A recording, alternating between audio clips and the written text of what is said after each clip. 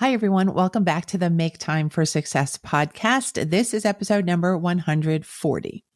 Are you ready to break free from limitations and your limiting beliefs and move into a success-packed future?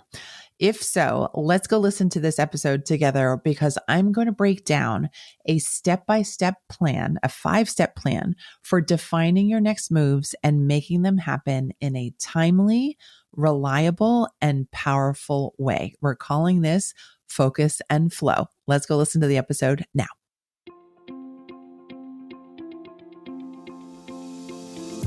Hi, I'm Dr. Christine Lee, and I'm a psychologist and a procrastination coach. I've helped thousands of people move past procrastination and overwhelm so they could begin working to their potential. In this podcast, you're going to learn powerful strategies for getting your mind, body, and energy to work together so that you can focus on what's really important and accomplish the goals you want to achieve. When you start living within your full power, you're going to see how being productive can be easy and how you can create success on demand. Welcome to the Make Time for Success podcast.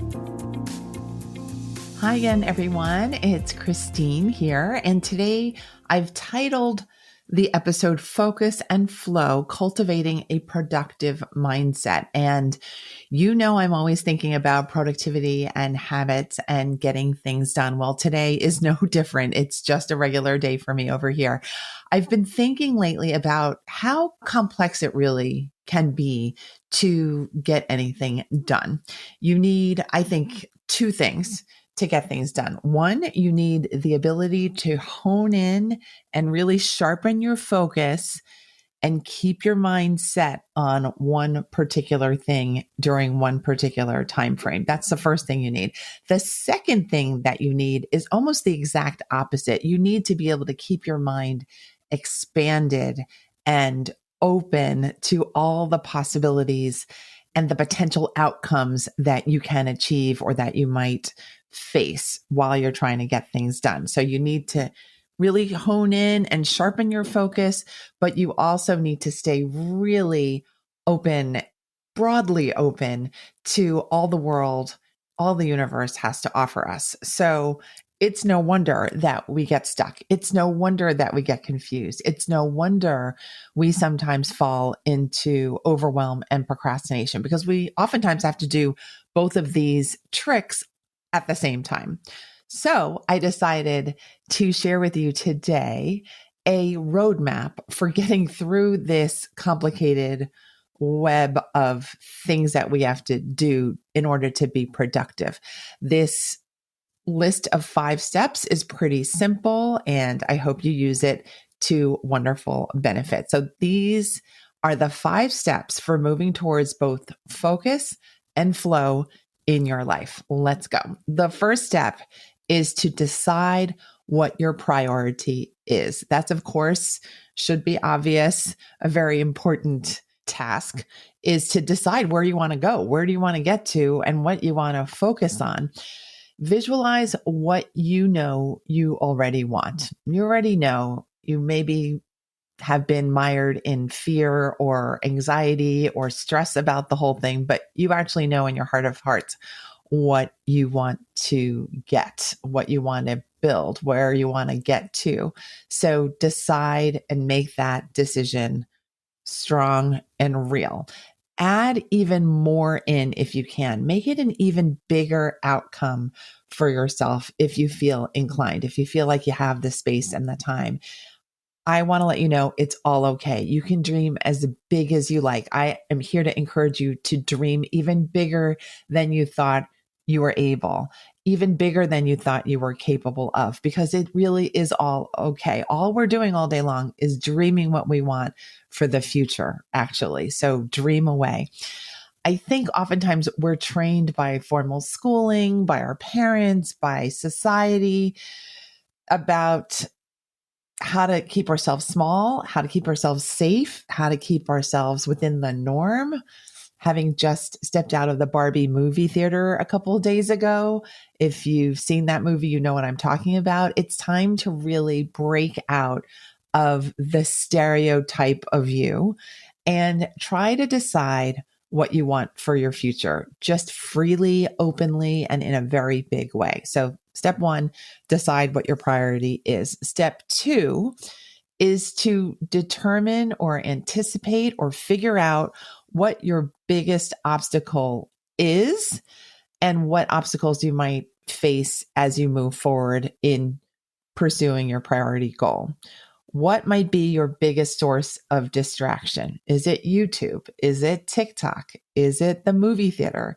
Is it eating? Is it multitasking? Is it complaining about your lack of energy? Is it having a lack of energy? Is it being afraid of somebody that you know criticizing you for not doing it the right way, or for doing it too slowly, or for stopping before you reach the finish line? Perhaps it's maybe even your own voice that you're afraid of. You're afraid of another failure. You're afraid of falling flat on your face, or you're actually afraid of making it happen and succeeding. We can be afraid of all of these obstacles. We can hold ourselves back because of all of these obstacles. That is why I'm creating that as step two here, because we want to know what we're going to face ahead of time, but we're also going to know that we could survive and surpass and bypass and overcome any obstacle that can come into our path. We really, really can. You know you can. I know you can. So let's not fool ourselves into thinking that as soon as there's an obstacle, I'm out of here. I'm quitting. Let's not do that anymore. Let's change our habits so that we face the obstacles, overcome them, and we might even have a pre-plan of how to face the obstacle once we encounter it. Step three is to decide on your time frame. This, ladies and gentlemen, is oftentimes the missing piece. It's the part that we fail to articulate. It's the part that we fail to define for ourselves when we start out on our journey towards our goal. And then guess what happens? We leave ourselves really vulnerable to all sorts of distraction, all sorts of procrastination. And we can always wait to get down to business. There's always Thursday. There's always next Friday. Time is always going to be passing, and we have a lot of time.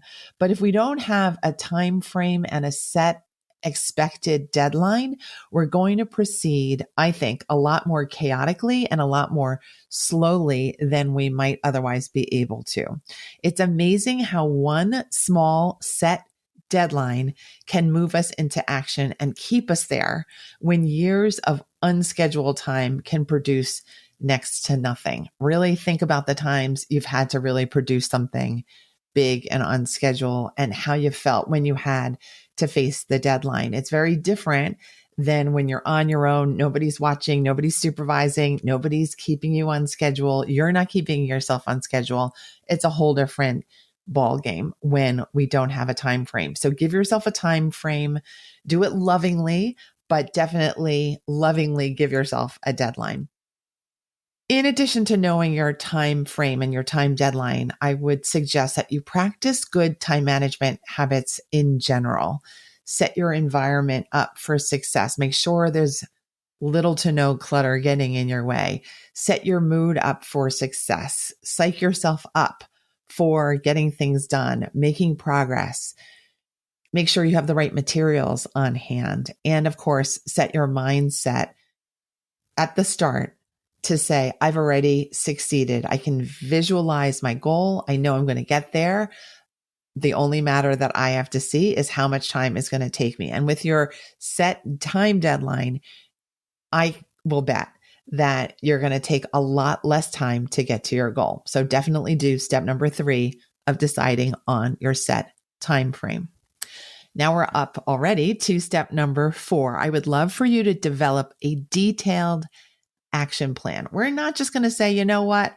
I want to lose 20 pounds, or you know what? I want to gain 20 pounds. We're going to make it really specific and detailed. I've already covered some items in this category, like setting up your environment and your mindset for success. But I want to add one piece that we also always tend to forget, and that is include rest and relaxation in your plan. If you want to train for a 5K race. Yes, the running, and yes, the muscle building, and yes, the reading up on what to eat and how to make your schedule before a race. That's all important. But so important to our success in anything, I believe, is knowing when we're going to be able to rest, relax, reflect, let our bodies prepare, heal, rev up, imagine the future, detoxify from exertion. All of that is handled when we allow ourselves specific times to rest, recover, and to relax. That also includes vacation days, by the way. So this is very good news for those of you who like vacation days like I do. You can have a long-term goal, but make sure it's not this slog. It's not this dreaded day after day after day that you need to put in things that you like those rest days, like those celebration days and those celebration moments. Always remember to keep it positive, to keep it uplifting so that you can stay the course until you reach the goal. So also remember that just because we're committed to our goal does not mean we have to turn into workaholics or robots or people who don't ever sleep or socialize. You want to make sure you have the rest of your life flowing as well, because we want to make sure that our goals fit in reasonably with our actual lives and that we don't lose steam, we don't become sad or bedraggled when we're chasing our goals and when we're floating towards our goals or gliding to our goals. We want to make it success positive. We want to predict success. And we also want to make it like it's as if we're gliding down a slide instead of climbing up a mountain. We want to make things easy and positive for ourselves. One last thing in this category of developing an action plan is that we want to make sure we have a plan for when we screw up, forget, slip up, anything like that. When we're forgetting to do our plan, when we're forgetting that we have our goals on those days when things get so busy or so fun that we forget that we have a path that we're on towards an end goal. I would love for you to already have in hand an emergency plan for just those days or just those moments. So in your emergency plan, you want to decide if you slip into procrastination or forgetfulness, what are you going to have? What are you going to do? What are you going to put in place? What are you going to think and feel when you decide, oh, you know what? I've had that slip of a moment. And set a strategy up for your recovery. For me, I know that I'm not going to slip for more than one calendar day. I know that any habit that I can start, I know that I can recover from a slip. If I forget that habit, I can recover within the space of 24 hours. And that's the most I'm going to allow myself to slip up. That way, I don't leave any room for forgetting the habits, for not going for my goals. And I leave no room for procrastination, which, you know, if you know me at all, has been my old bugaboo, the thing that brought me to becoming a procrastination coach. It's the habit of procrastination that really sucked away all my spirit, all my time, and all my energy. And I do not want to return to that place ever again. And I know I'm not going to. It's not possible given how far I've come. Now, I have in my notes a side note for you. And I have my dog wheezing in the background. So sorry for that background noise. A side note is that I don't want you to expect enormous breakthroughs all the time. If they happen, that's wonderful. Congratulations. Celebrate. Remember to celebrate everything. But I wouldn't want you waiting around for yourself to create massive breakthroughs all the time, because I believe, and I have seen in my own life and the lives of those that I work with, that oftentimes our biggest movement occurs when we move in small, conscious, meaningful steps. We're carrying out the small steps on the way towards a massive goal, but it doesn't really quite feel like this massive, sudden transformation. It's actually a gradual breakthrough rather than this humongous leap. So give yourself the patience and the understanding that all of this does take some time and patience too. So keep your goals in focus, keep them clear, make sure you have an emergency plan, make sure you keep yourself positive, and make sure you carry out your daily action steps with intention and with discipline and with joy. Remember always to rest, breathe, relax, avoid that self-criticism and negativity, and you will get there. You will definitely get there if you use this plan. Now, the fifth step in the plan towards focus and flow is to always remind yourself what the cost of inaction is for you. So we call that COI, cost of inaction.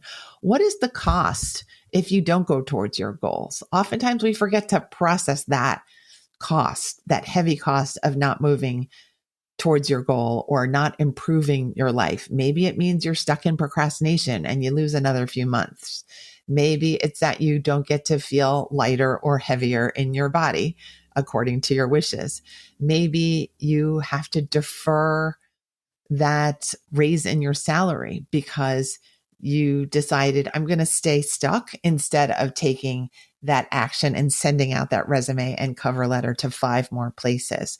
So remember to do step number 5 in your action plan. And that is to think to yourself, what am I losing if I decide to just keep things the status quo? I think it's a very important lesson that we can give ourselves. So start to think of yourself as someone who acts in focus and in flow towards your goal on a daily basis with ease and with Dr. Lee's full backing and support and encouragement and love. And go for it. What goal are you going to go for? Let me know by sending me a DM on Instagram. I'm Procrastination Coach on Instagram. I would love to hear what this episode has inspired you to go for. And to further support you, I've developed a focus and flow worksheet for you. It's a free download just because you're a supporter and listener of the Make Time for Success podcast. And I would love to share that with you now. All you need to do to get the focus and flow worksheet with my specific tips for how to get things done is to go to maketimeforsuccesspodcast.com/focus. Again, go to maketimeforsuccesspodcast.com/focus. Ask for the free download and you're going to get into focus and flow right away. Thanks so much for being here today. I look forward to talking with you again next week. Take care. Bye-bye. Thank you for listening to this episode of the Make Time for Success podcast. If you enjoyed what you've heard, you can subscribe to make sure you get notified of upcoming episodes. You can also visit our website, maketimeforsuccesspodcast.com, for past episodes, show notes, and all the resources we mentioned on the show. Feel free to connect with me over on Instagram too. You can find me there under the name Procrastination Coach. Send me a DM and let me know what your thoughts are about the episodes you've been listening to. And let me know any topics that you might like me to talk about on the show. I'd love to hear all about how you're making time for success. Talk to you soon.